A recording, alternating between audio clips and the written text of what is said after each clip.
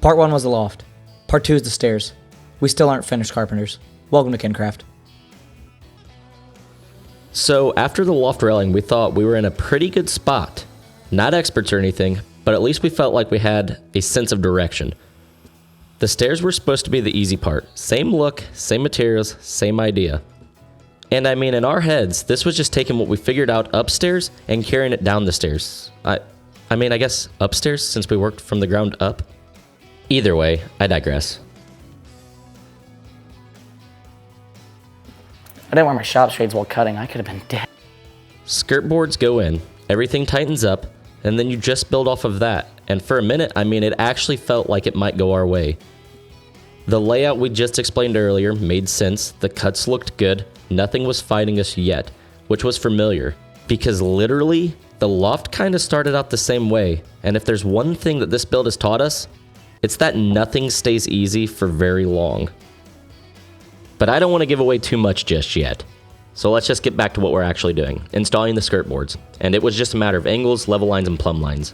Really just sitting down and drawing it out before we ever had the thought of filming in mind. As well as deciding that PL Premium and brad nails would be the only fasteners holding these. Add that with the outer skirt boards being an exact copy and paste of the math we just did, myself and Tanner both thought this would be done in a week. But what you'll see later on in this video is the trials, tribulations, setbacks, defeats, and redos that all took place in a matter of 3 weeks. That had us questioning if we bit off more than we could chew.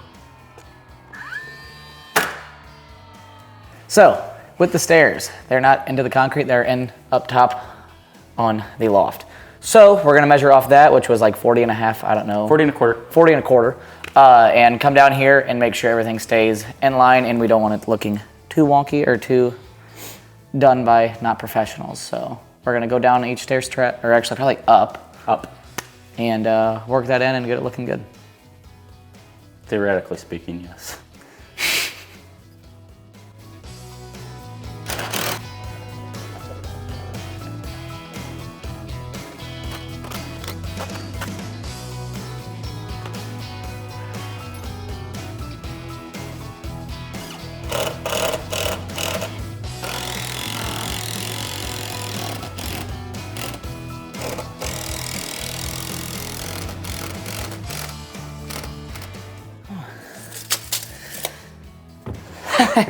I bet you're wondering how I get up here. It's not safe. But what I'm up here doing right now is measuring wall to wall for the stair tread length. What we're gonna do basically is run that same length down so it doesn't look chintzy in the fact of having it wall to wall here and then a different overhang on this side. We'll run it down. Hopefully that post along the side supporting the loft doesn't affect us in any way, but if so, we'll notch it, make it look pretty, do whatever we gotta do. Let's get it.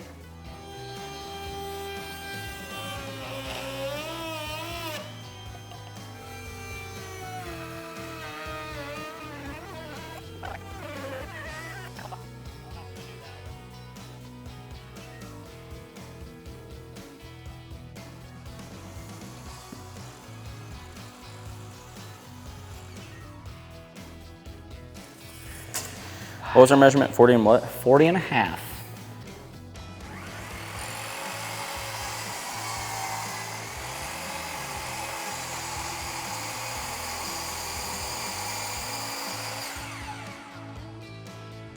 I'm just recording this as a reminder to Logan to read the text that I send him before he goes off just being a madman with the saw. I'm carrying you on the tripod, so it's a little bumpy, but Logan doesn't like to read the messages that I send him, which literally have the exact measurement on it. Instead, he likes to go an inch short, and this is what happens. Anyone who watches our channel knows that we film using an iPhone, my iPhone. 40 and a half. Doesn't mean you can't check. I saw you on it 5 minutes before we cut. 40 and a half. Coming out of your paycheck. I think a lot more does than I notice.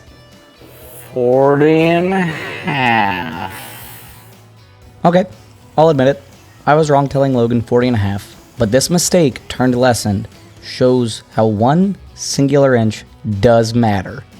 Here Logan is cutting all 14 stair treads. I would say 15, but the whole 40 and a half incident left us one short and taking us to Lowe's one last time. The problem being that in part 1, Logan and I tried wood bleaching for the first time, and since I had a little mismeasurement, had to do the process all over again for one stair tread. If you'd like to see the full bleaching process, be sure to head over to our channel and check out our Loft video. Now Logan's on to ripping the stair riser, where each were independently measured and cut to a width where we averaged roughly 7 7/8 inch. Some a little less, and some slightly more, all in an effort to keep the riser seams tight to the tread below. So this being Logan's forever home, he didn't want any chance of squeaking, and since he has 2 little kids, and myself who love to run down the stairs like a bat out of hell, we used Craig screws, brad nails, and PL Premium to hold each tread and riser to the stair frame. Craig screws held downward pressure from the riser to the tread, PL left no room for squeaking, and the brad nails were used to position and hold each in place while the PL hardened. And I almost forgot, Logan went back after the fact and shot GRK trim head screws into every center. Call us paranoid. We do not care, because we are still not finished carpenters.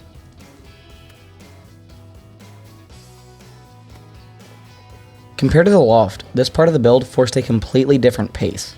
The loft railing was all about repetition and rhythm. Once we had a system, we could move, make progress, and see results fairly quick. The stairs did not work like that at all. With the stairs, every tread was its own problem to solve. Nothing repeated perfectly, nothing lined up exactly the same, and every adjustment affected the next step. That meant slowing way down, dry fitting, checking, pulling it back out, adjusting, and checking again. On the loft, momentum was allowed, but on the stairs, it would actually hurt us.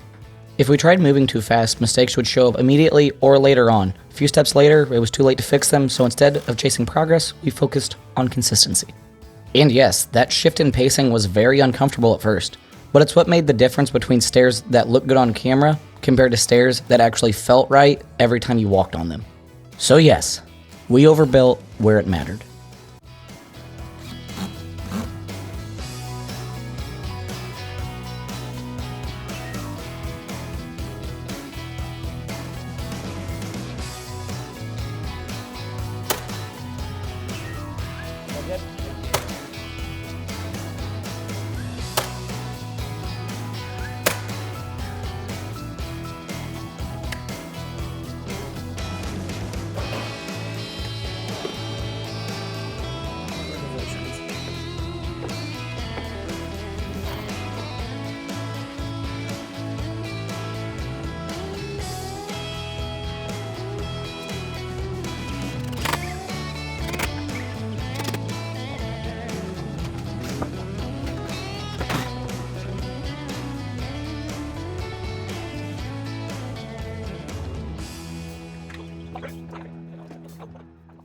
So, we ran into a problem with our skirt board that we did not anticipate till now, but it makes sense after you think about it and look at it.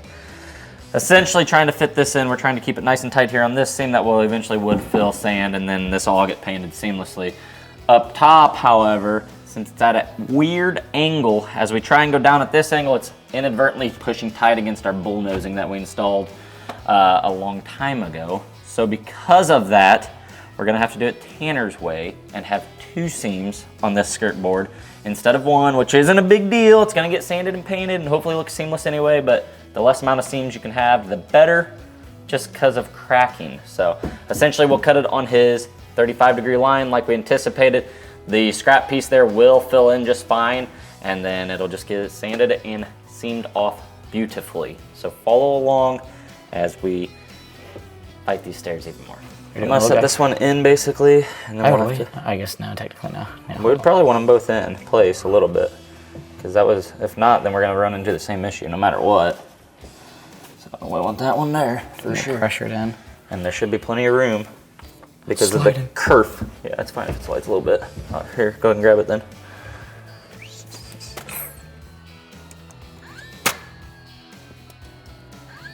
We were on the home stretch of installing all the treads and mentally preparing for what the balusters and rails had in store for us. And to mix our cinematic universes here for just a second, if you haven't yet watched our Loft video, understand this: the balusters were our kryptonite. So to say I'm a little stressed out right now would be true, but up until now the skirt boards went with minimal issues, treads were tedious but worth it, and the loft was done. And we're inching closer to that big boss battle with balusters. So what more could 2 amateurs ask for besides a railing that just falls into place? We used our brains here and mathed out all 14,605 problems and thought we had found our one outcome that actually ends with us winning. But you aren't watching Avengers Infinity War or In-Game, trademarked by Marvel. You're watching KinCraft. And if there's one thing we've learned through this whole build, it's that nothing worth doing ever came easy, especially when you're learning as you go. What matters isn't that everything goes perfectly. It's that we show up, problem solve, and we keep pushing forward, even when the finish line keeps moving. Because let's be honest here for a second. At the end of the day, the loft or these stairs aren't just wood and metal. They're hours of work, lots of frustration, and a whole lot of pride. And much like this channel, we're just getting started, so follow along.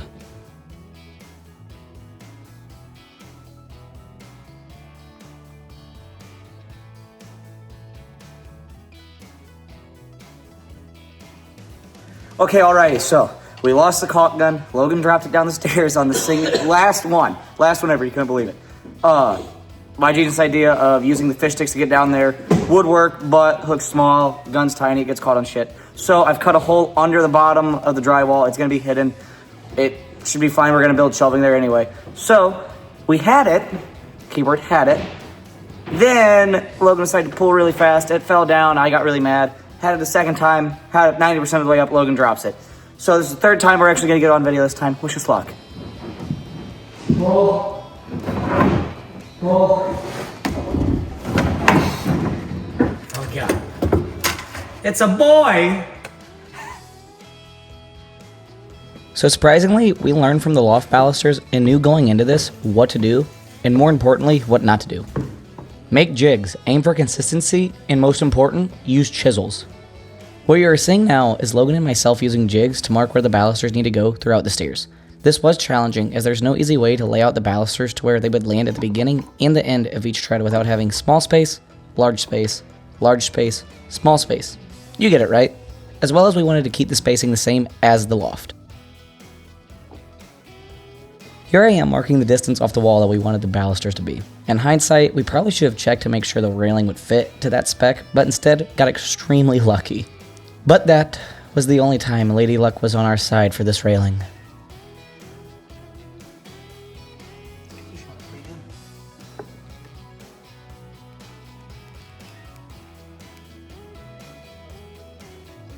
And again, I'm the lucky guy that gets to drill all these holes for the balusters. As you can see, we're not drilling into the bottom 3 stairs, as Tanner nicely taped and labeled for me. The reason being is we're going to add a null post here and stop the rail from running all the way to the ground. We mocked up a null post on the ground, but with the loft support beam where it is, things just looked a little too crowded for us. Once drilled, we followed things up with a 1/2-inch chisel and just squared all the edges. That then allowed Tanner to come back and start hammering in each individual baluster. 15 steps with 3 of these each meant we had 45 in total to get perfect before we even considered the stair railing. But I guess if you compare that to the 125 we had to do upstairs, this wasn't so bad after all.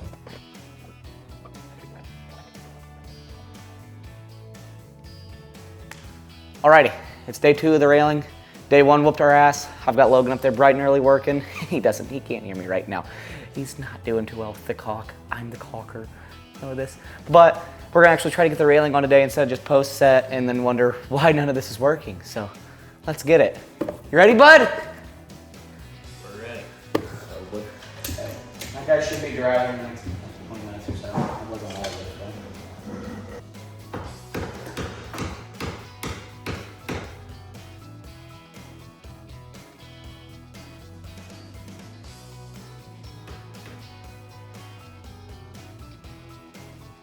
The problem with these rails versus the stair railing that we did for the loft is these are now at an angle going up. So you can't just take that same 3.5-inch measurement that we had at the base and translate it to the top, wouldn't add up. Luckily for us, we actually did apply our high school math class Pythagorean theorem, and we came to find out that the measurement that we need from our 3.5 on the bottom is around 4.25, between 4.25 and 4 5/16 at the top. And that'll keep everything nice and square, the right measurement going all the way up. So what we did is we do not have a drill press. We also don't have a handheld drill press jig. So we kind of created our own little jig here.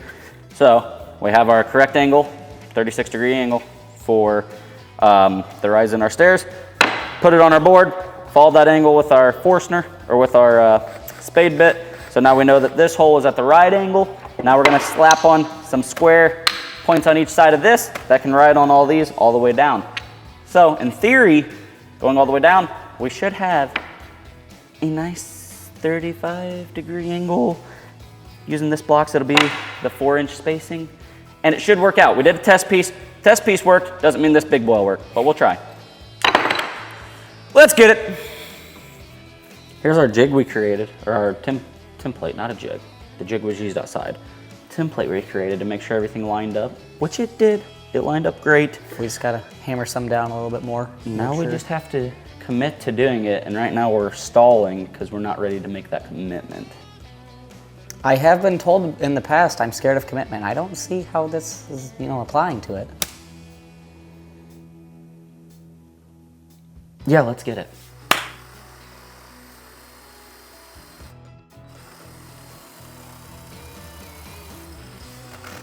Yeah, he's helping. Once again, you can see we are learning. We took the time to find the angle, figure out how to drill it, and make the jig. And once again, I conned Logan into drilling every single hole. And that's really how the partnership works between us. I make a joke about him, he calls me an accident, but it's all in good fun at least. Or, I think it is. And that's truly where two brothers having fun while working came from. We are, in fact, two brothers who have fun in the shop, either with practical jokes or by just getting shit done. And very evidently, we work. If none of that was true, I wouldn't be reading this paragraph off this monitor with my brother Logan sitting beside me.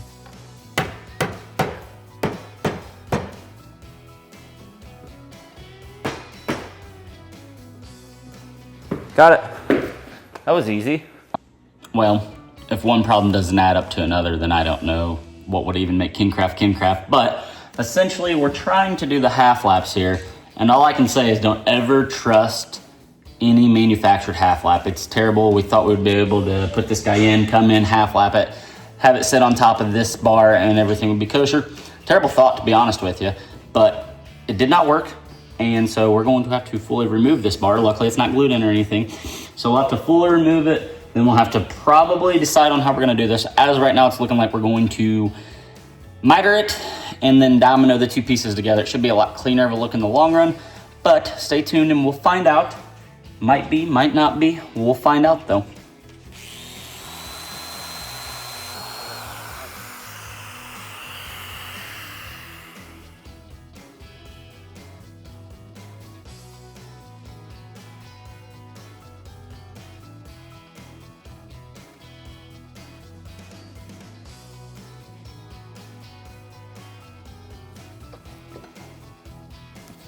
Well, it's me again, and we're back and ready to tackle this railing to the fullest.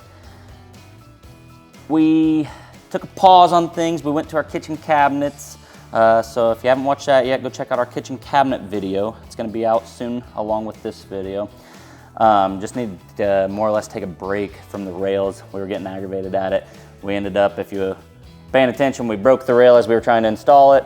So we took it back out, we cleaned it up, glued it out there. Ended up getting some trim heads in it out there where it was all secured fast and everything like that. Let's let the glue dry for 24 hours. Actually, technically well over that now at this point. But we made sure to let it cure to the fullest, which is something you do want to do.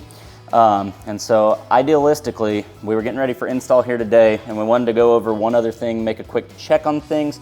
And it finally occurred to me where we're struggling with these.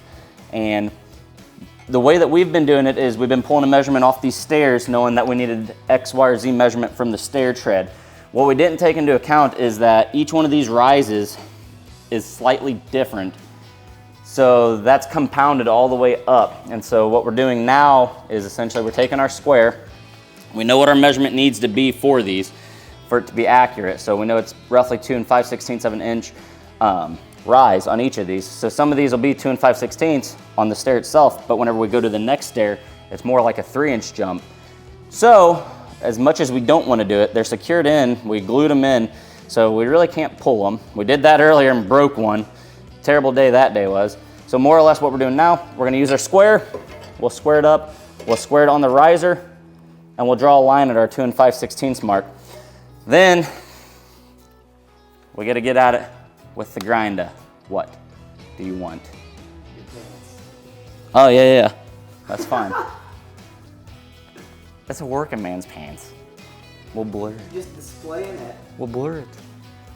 Then what we're gonna do is we'll cut them down to 5/16, measure each one though with the square at that 2 5/16 mark. That way from one riser or from one baluster to the next baluster to the next baluster and so on and so forth all the way up, we're at our 2 5/16 versus being at 2 5/16 per stair and then jumping to a 3 for this stair and then jumping and so on and so forth, and then we have that compounding issue all the way up. So in theory it should work, or it's gonna really mess stuff up worse, and then I don't know what we'll do after that, but we're gonna try it. So follow along as we get the grinder going.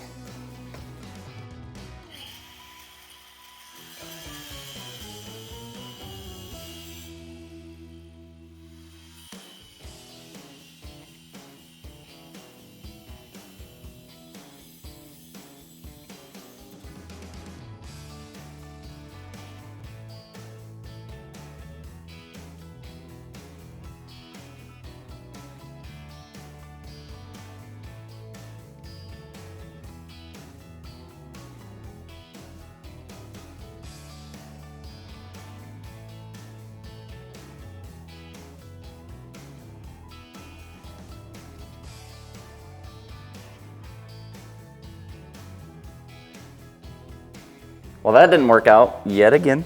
I think that's trial number 2. That's not worked out for us. So we've officially accepted defeat, and we're using the cheater's method of railing. The only reason I don't really like this is because we didn't do it on top because everything worked out.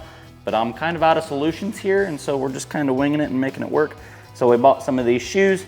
They're gonna go on the top. They have a swivel in them, so you can swivel it, and it should eliminate our issues. Should being the key word. 3rd time's a charm. So let's get it and get this project finally wrapped up. You know, just a week later. Probably closer to 2 2 weeks.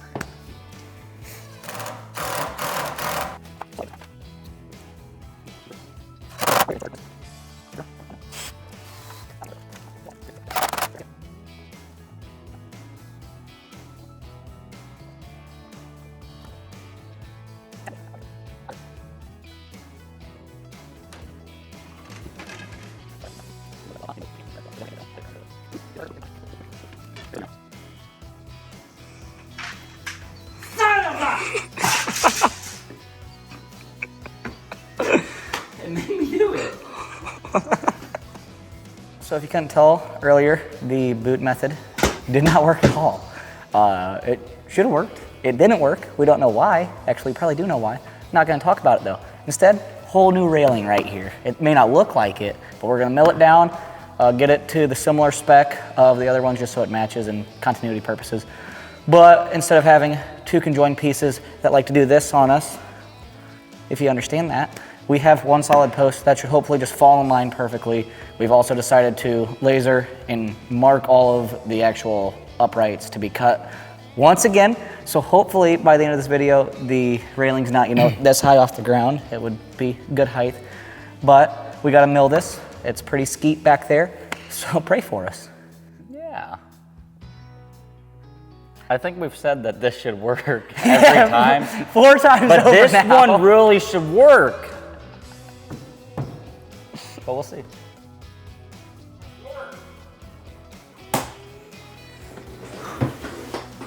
So I bet you're wondering, did this 4th iteration of the railing work?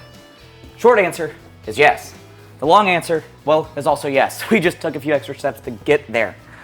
A little bit of time's passed, my facial hair's changed, but my shirt has stayed the same. But here she is, in all of her glory. So here she is, finished. And we didn't film it for you guys solely because we figured after 2 takes, you'd probably be bored. But long story short, we ended up going 1 route. So this is 1 solid rail now.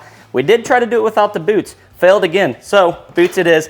But needless to say, the rail is on with the balusters, with the stairs. It's all been painted, caulked, cleaned, and here we have a finished set of stairs.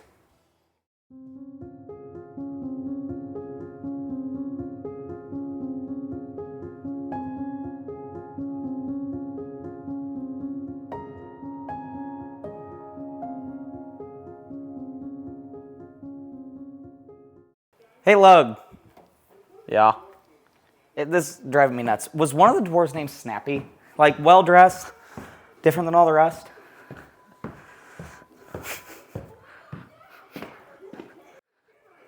stairs. Yeah, I'm fine. I'm just gonna lie here until the pain goes away. What are you guys watching? We now return to the first